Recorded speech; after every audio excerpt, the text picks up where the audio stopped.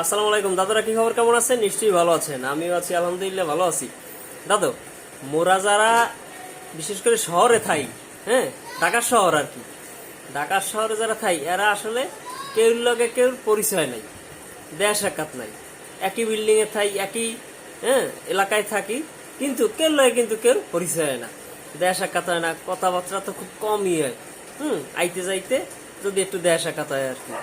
এখন মগের মধ্যে মানবতা কেমনে থাকবে?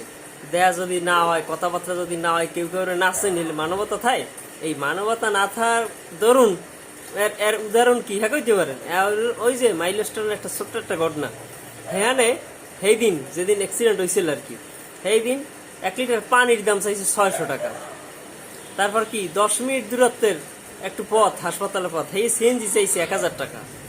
আবার কি 5 মিনিট দূরত্ব একটা জায়গা, সে জায়গায় রিক্সাওয়ালা চাই 100 টাকা। ঠিক আছে। আর কি মানুষজন, আগে মানুষজনের ঘর পড়লে সবাই দৌড়িয়ে আইতো বালতি আনতে, পানি আনতে, মগ দিয়ে পানি ছিটাইতে। আর এখন এমন একটা অবস্থা হয়েছে, যে কোনো একটা ঘটনা হইলে, অ্যাক্সিডেন্ট হইলে, কোনো কিছু ঘটলে এই মোবাইল, এই কি এইরকম এই ভিডিও করার, ছবি তুললে ফেসবুকে লাইভ, এইগুলা চলতে থাকে।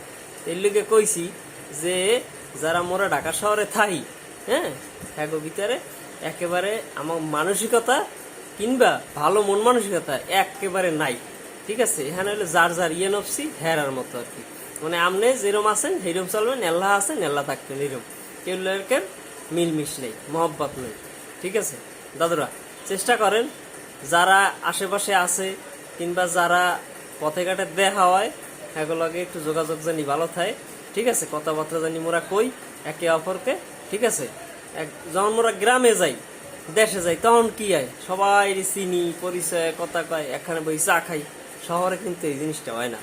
কি লেগে হয় না? ওই আন্তরিকতা নাই খালি। ঠিক আছে। এর লেগে চেষ্টা করি দাদুরা জানি নিজেরা নিজেরা মিল মোহব্বত থাকে। ধন্যবাদ, ভালো থাকবেন। আল্লাহ হাফেজ।